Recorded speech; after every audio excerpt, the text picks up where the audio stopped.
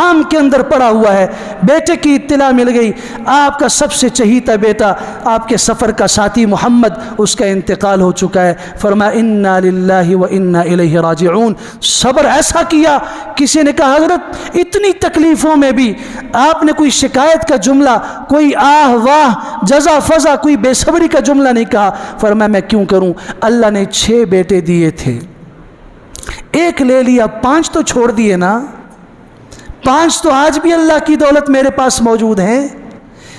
अल्लाह ने मुझे 2 हाथ दिए, 2 आंखें दी, आज़ाए जिस्म बेशुमार दिए, तो उनमें से अगर एक टांग काट दी अल्लाह ने, एक पाँव कटवा दिया, बाकी आज़ा तो सालिम हैं, मैं अपने अल्लाह का शुक्र क्यों ना अदा करूं।